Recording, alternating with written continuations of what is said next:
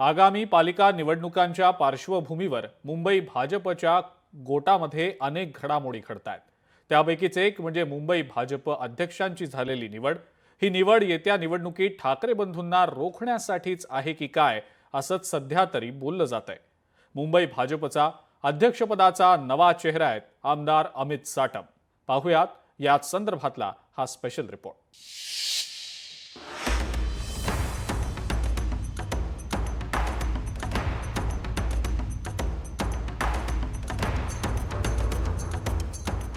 ठाकरे बंधूंना रोखण्याकरता भाजपा सज्ज।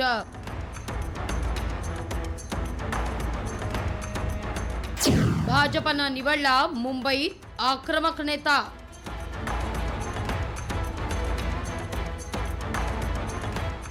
काय आहे भाजपचं महापालिका विजन?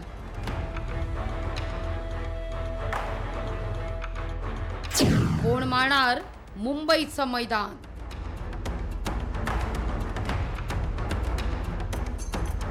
मुंबई महापालिका निवडणुकांची तारीख जाहीर झाली नसली तरी मुंबई महानगरपालिकेचं मैदान हे मारण्याकरता भाजपच्या कोट्यात मोर्चे बांधणीला सुरुवात झाली आहे। पुढच्या 3 ते 4 महिन्यात मुंबई महापालिकेच्या निवडणुका या लागू शकतात।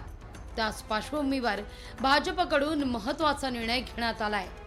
विधानसभा निवडणुकीत विजयाची हॅट्रिक केलेल्या अमित साटम यांच्याकडे मुंबई भाजपच्या अध्यक्षपदाची धुरा सोपवण्यात आली आहे। या पदाकरता प्रवीण दरेकर यांच्याही नावाची चर्चा सुरू होती, पण अमित साटम यांनी बाजी मारली।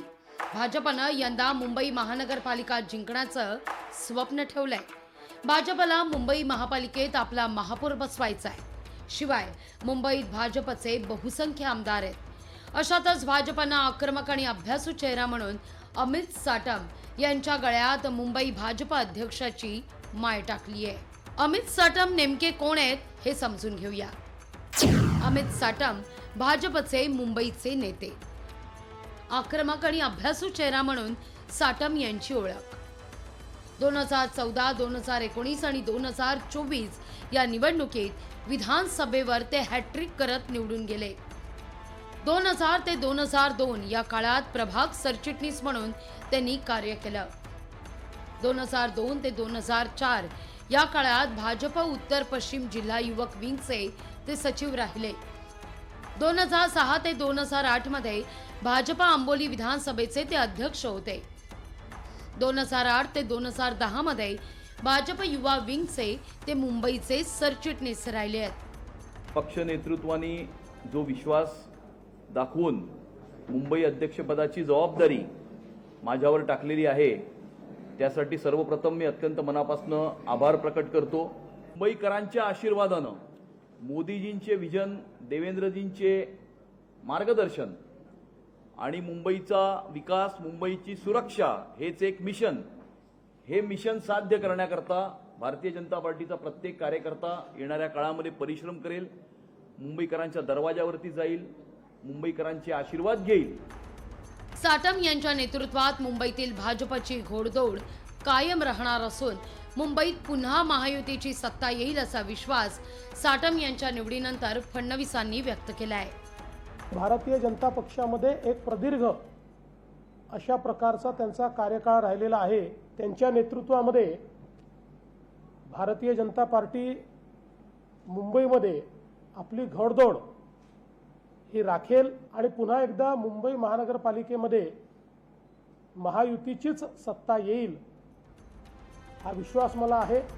एकीकडे भाजपमधून महापालिका निवडणुकीत विजयाचा झेंडा रोवणार असा नारा दिला जात असताना तिथं विरोधकांनी मात्र ऐन निवडणुकीत शेलार यांना जावं लागणं म्हणजे भाजपात काहीतरी शिजतंय अशी शंका व्यक्त केली आहे।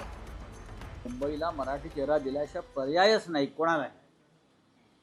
आता कोणाला नेमले मला माहीत नाही, पण आशिष शेलार अनेक वर्ष या शहराचे अध्यक्ष होते। भारतीय जनता पक्षामध्ये काय राजकारण उफळून आलंय मला माहीत नाही की शेलारांना ऐन निवडणुकीच्या तोंडावर जावं लागतंय।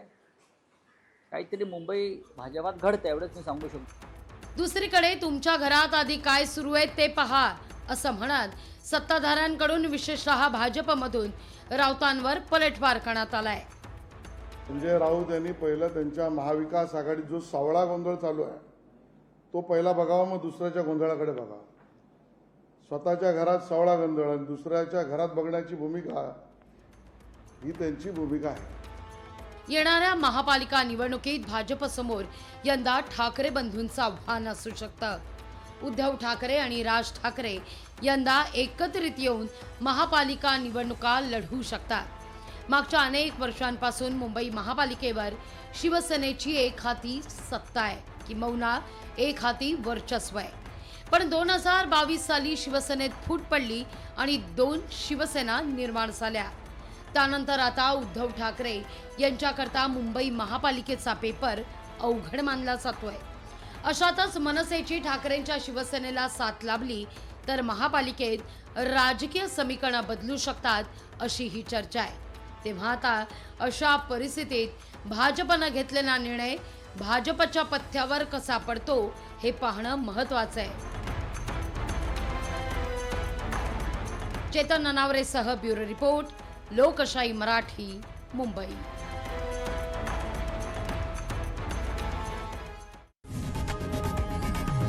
लोकशाही मराठी ऐका, पहा, जागरूक रहा.